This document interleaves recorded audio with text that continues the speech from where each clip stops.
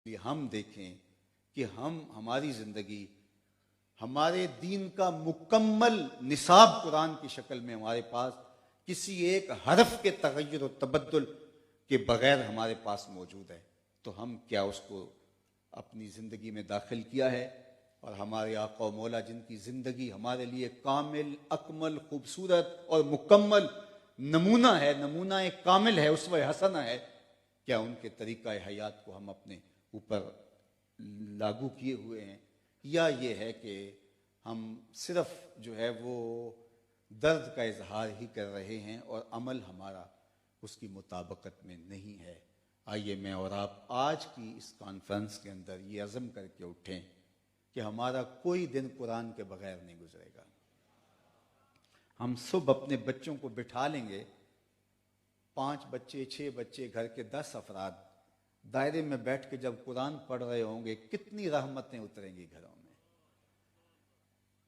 कुरान हम दूर कर, और फिर हम कहते हैं किसी ने काला जादू कर दिया, फिर हम कहते हैं जी कोई किसी की नज़र खा गई हमें, और जनाब किसी ने जो है वो हमारे ऊपर तावीज़ डाल दिए हैं, हमारे घर से बरकत उठ गई है। मियाँ बरकत तो तुम्हारे घर में कुरान ही नहीं खुलता तो बरकत कहाँ से आए, रहमतों के काफिले कैसे उतरे। फिर भागते हैं आमिलों की तरफ, और जाहिर है आमिल अगर कहे तुझे कुछ भी नहीं है, तेरे घर में कुरान नहीं है, वो अगर ये बताए कि जनाब तुम झूठ बोलते हो, और झूठ बोलने से रहमत के फरिश्ते 1 मील दूर हट जाते हैं, और तुम रोज में कितने झूठ बोलते हो, तो रहमत के फरिश्ते तो कोसों दूर हो चुके हैं, तुम्हारे घर तो नहुस्तें उतरती हैं। अगर वो ये बता दे तो उसका कारोबार तो वही रुक गया, आगे तो काम नहीं चले, काम ही नहीं चलेगा।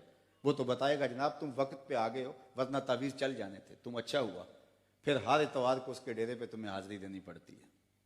तुमने कुरान को छोड़ा तो दर बदर तुम्हें रुसवा होना पड़ा। ऐसे आज से एक मकरू लोगों के पास जाके तुम्हें बैठना पड़ा कि जो अच्छी तरह के इंसान भी नहीं है, मुसलमान या वली होना तो दूर की बात है। ये तुम्हें नहुसत मिली इस किताब रहमत को तरक करने की। तो आइए हम अज़म करें कि हमारे घर में कुरान का चरागाह होगा। मेरे और आपके आका मौला ने फरमाया, सुनो ये हदीस निहाल कर देती है कि तुम्हारे रब से अगर कलाम करने को जी चाहे, रब से बातें करने को जी चाहे, तो कुरान खोल के बैठ जाओ। ये रब से हम कलाम होना है, ये रब से गुफ्तगू करना है।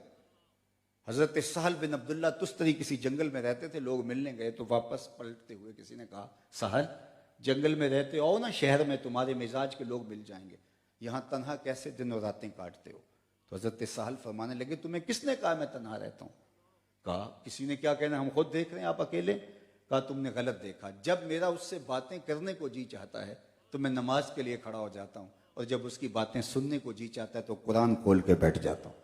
कभी अपनी सुनाता रहता हूँ, कभी उसकी सुनता रहता हूँ। तुम्हें किसने कहा तन्हा रहता हूँ, मैं तो दम दम अपने रब के साथ रहता हूँ। तो कितना अच्छा हो कि हमारे घर में भी रब से गुफ्तगू का सिलसिला चले, हमारे छोटे छोटे बच्चे भी कुरान पढ़ रहे हों, कहीं दरूद की मजलिस से सजी हों, कहीं कुरान की मजलिस से सजी हों। हमारा अमल, हमारा रवैया, हमारा तर्ज जिंदगी हुजूर के बताए हुए तरीके के मुताबिक हो, फिर रहमतें ही रहमतें उतरेंगी।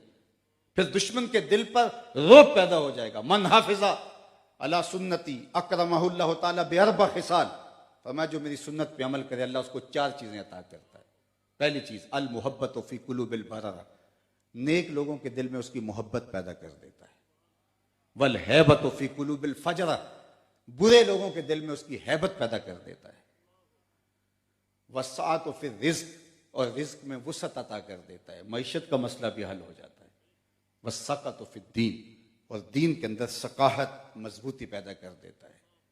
दीन फिर कोई एक उज़्वे मुअत्तल नहीं होता, जरूरत पड़ी तो दीन ले आए, जरूरत पड़ी तो दीन को छोड़ दिया। मर्ग हुई तो ठीक है, एक एक चीज पे अमल किया। कफन भी चिट्टे रंग का ही होना चाहिए, कोई और रंग नहीं होना चाहिए, चूंकि मुस्ताहब ये है। उस वक्त इस्तेहबाब पे भी अमल किया, और जब शादी आई तो सवाए एक निकाह के सब अपनी ख्वाहिशात और सब अपनी आरज़ुएं, जहां चाहा दीन को आके ले लिया, और जहां चाहा दीन को तर्क कर दिया। दीन ना हुआ, मोम की नाक हुई, ख्वाहिशात के असीर बन के रह गए। लेकिन अगर हुजूर की सुन्नत पे अमल पैरा होने का मिजाज पैदा हो, आखिरी चीज जो बहुत बड़ी चीज है, वह सक़त फिद दीन, तुम्हें दीन भला लगने लगेगा। दीन की सकाहत तुम्हारी रूहों में जज्ब हो जाएगी। तुम्हें इसका एहसास होगा कि दीन कितनी बड़ी दौलत है, और इसका एहसास होगा और इस दौलत बेदार के साथ तुम जिंदगी गुजारने का अज़म करोगे, फिर शरीयत का निफाज अमली तौर पे होगा, आपके घर की दहलीज से लेके मुल्क के ऐवानों तक। आज हम ये तो शिकवा करते हैं कि जनाब निज़ाम मुस्तफ़ा नाफिज नहीं हो रहा, होना चाहिए, लेकिन मैं और आप देखूं कि क्या मैं अपने 5 साढ़े 5 फुट के कद पे उसको नाफिज कर चुका हूं। अगर मैं नाफिज कर चुका हूं तो फिर मैं दूसरे से इसका मुतालबा करूं। तो मैं अपने आप को देखूं। फिर वही बात, जब मैं कहता हूं इलाही मेरे अहवाल देख, हुक्म होता है अपना नामाए आमाल देख। ये हुक्मरान हमारे आमाल का अक्स होते हैं। किसी ने हज्जाज बिन यूसुफ से कहा कि तूने हजरत उमर रदी अल्लाह तआला अन्हु का जमाना भी देखा है और तुम उन जैसा अंदाज़े हुक्मरानी क्यों इख्तियार नहीं करते। हज्जाज बिन यूसुफ के बारे में हजरत हसन बसरी ने कहा था कि पिछली उम्मतों के लोग अपने सारे जालिम ले आएं और एक पलड़े में डाल दें और दूसरे पलड़े में हम हज्जाज बिन यूसुफ को डाल दें, ये पलड़ा फिर भी भारी होगा। 70,000 लोग इसने अपने हाथ से कत्ल किए थे, 90,000 लोग इसके हुक्म से कटे थे। बड़ा जालिम शख्स था, लेकिन किसी ने जुर्रत कर ली, कहा कि तूने हजरत उमर का जमाना देखा है, अगर तो उस वक्त छोटा था, बच्चा था, लेकिन उस जैसा अंदाजे हुक्मरानी क्यों इख्तियार नहीं करता। उसने 2 लफ्ज़ी जवाब दिया, सुन लीजिए। उसने कहा तबाज़रू अतअम्मरु लकुम, तुम अबू जर बन जाओ, मैं उमर बन जाता हूं। जब रियाया अबू जर गफारी जैसी होती है तो हुक्मरान उमर फारूक जैसे होते हैं। एक रिवायत में आता आमालुकुम उम्मालुकुम, तुम्हारे आमाल ही तुम्हारे उम्माल होंगे। जिस तरह के तुम्हारे अमल होंगे उसके ऊपर उस तरह की छतड़ियां तानी जाएंगी। कोई छोटा चोर है, कोई बड़ा चोर है तो सारे चोर ही हैं। तो छोटा चोर बड़े चोर का शिकवा करे कि जनाब ये चोर है, तो मैं देखूं कि मैं कहां खड़ा हूं। जब मैं कहता हूं इलाही मेरे अहवाल देख, हुक्म होता है अपना नामाए आमाल देख। अल्लाह ताला ने कुरान मजीद में एक दूसरे मुकाम पे फरमाया, वो इस बात पे कादिर है कि तुम्हारे ऊपर से अजाब नाजिल करे, तुम्हारे नीचे से अजाब नाजिल करे। तो मुफस्सिरीन ने इस पर गुफ्तगू, ऊपर का अजाब क्या है? बेमौसमी बारिशों का आना, आसमान से पत्थरों का बरसना। नीचे का अजाब क्या है? जलजले आना, जमीनों का फसले देना छोड़ जाना। लेकिन हजरत अब्दुल्ला इब्न अब्बास रज़ी अल्लाह ताला ने इसकी तफसीर में बड़ी खूबसूरत बात लिखी। फरमाया ऊपर का अजाब यह है कि तुम्हारे हुक्मरान नाअहल हों, और नीचे का अजाब यह है तुम्हारी औलादे नाफरमान हो। ये ऊपर और नीचे का अजाब है। और एक कौल, ऊपर का अजाब यह है तुम्हारे हुक्मरान खाइन हो, और नीचे का अजाब यह है कि तुम्हारे मुलाजिम, तुम्हारे मातहत वो भी खयानत करें। नीचे से तुम्हें खयानत का सामना करना पड़े और ऊपर से भी तुम्हें खयानत का सामना करना पड़े। क्या मैं और आप इन सारे हालात के दायरे में तजज़िया अगर करें तो कसूर तुम्हें अपना ही निकला, गलती तो अपनी ही निकली। अगर गैर हमें मिटाते हैं वो तो अपना काम करते हैं, उनका तो काम ही है, वो तो दुश्मन है। दुश्मन सवाए दुश्मनी के और क्या करेगा? सांप का काम डंग मारना है, वो डंग ही मारेगा। तो दुश्मन तो हमें मिटाने के लिए ही कोशिश करेगा। मिटाते हैं जो वो हमको तो अपना काम करते हैं, मगर हैरत तो उन पे है जो इस मिटने पे मरते हैं। अफसोस तो यह है कि हम खुद अपने आप को तबाही के धाने पे खड़ा कर रखा है और हम अपने आप को बदलने के लिए तैयार नहीं है। आज अगर मैं सुबह उठ के कुरान नहीं पढ़ा तो मुझे किसी यहूदी ने आके तो नहीं रोका, किसी ईसाई ने आके तो नहीं रोका। मेरा नफ्स इतना तगड़ा हो चुका है, शैतान मेरे ऊपर इतना हावी हो चुका है। वो रोशनियों का मंबा, वो उजालों का मस्तर, वो किताबे जिंदा, वो कुरान पाक जो मेरे घर के आंगन में मौजूद है, और मैंने उससे रोशनी नहीं ली और अंधेरों में डूबा और सारा दिन शिकवाए जुल्मत करता रहा। मैंने उस किताब से जुड़ के अपनी जिंदगी को उजालों में बदलना है, रोशनियों में बदलना है। इकबाल के इस शेर पर अपनी गुफ्तगू को ख़त्म करूँगा कि मोहम्मद से वफा तूने तो हम तेरे हैं। ये जहाँ चीज़ है क्या, लौह कलम तेरे हैं। अगर हुजूर से वफा कर लो फिर लौह भी तुम्हें दे देंगे, तख्ती भी तुम्हें दे देंगे, कलम भी तेरे हाथ में रख देंगे। फिर तेरी तकदीर के फैसले वाशिंगटन में नहीं होंगे, बल्कि खुदा बंदे से खुद पूछेगा बता तेरी रिजा क्या है। लेकिन शर्त यह है कि अगर हुजूर के साथ रब्ते बातिन को मजबूत कर लिया जाए और उनके बताए हुए उस्लूब के मुताबिक ज़िंदगी गुजारने का अहद कर लिया जाए। अल्लाह मुझे आपको तौफीक अमल दे। व आखिर दावाना अल्हम्दुलिल्लाहि रब्बिल आलमीन वस्सलातु वस्सलामु अला अशरफिल अंबिया वल मुरसलीन। अल्लाह उठे हुए हाथ कभी खाली न मोड़ना, फैली हुई झोलियाँ रहमतों से भर देना, बख्त की बहारें नसीब करना, मुकद्दर की ख़ज़ाएं रुखसत फरमाना। जिए तो तेरे लिए, मरें तो तेरे दीन के लिए, ज़िंदगी की आखिरी हिचकी तक तेरे रसूल के वफ़ादार रहें।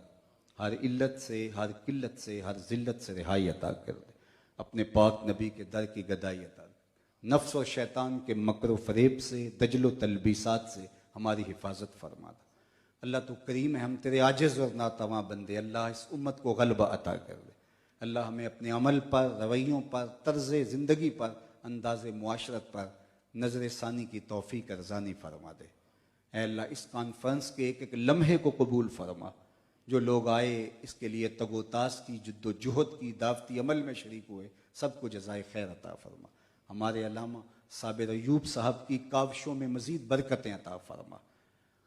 शाह हमदा का आली मर्तबत ख़ानदान जो इस अजीमुल मर्तबत इज्तिमा का ज़ामिन ठहरा, अल्लाह उनकी सआदात में बरकत नाज़िल फरमा।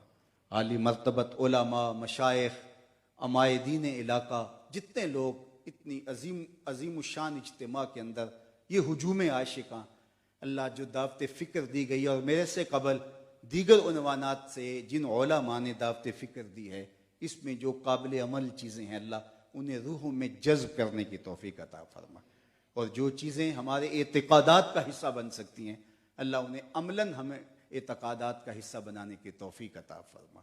अल्लाह हम साले और पाकीज़ा मुसलमान बन के इस उम्मत की नशअत के लिए बुनियादी किरदार अदा करने की अहलियत नसीब फरमा दे। इस उम्मत की नहज़त का हमें ज़ामन बना दे। इस उम्मत को इत्तेहाद व यगानगत का नूर दे दे। खोया हुआ विकार दे दे। इन उठे हुए हाथों की लाज रख ले। फैली हुई झोलियाँ रहमतों से भर दे। वक्त की बहारें नसीब कर दे। मुकद्दर की ख़ज़ाएं रुखसत फरमा दे। अल्लाह इस पूरे इलाके के हाल पे रहम फरमा। वसल्लल्लाहु तआला अला नबील अमीन व अला आलिहि व अस्हाबिहि अजमईन बिरहमतिका या रहमान। 23 मार्च सुबह 12 बजे था, रात गए तक धौलर के अंदर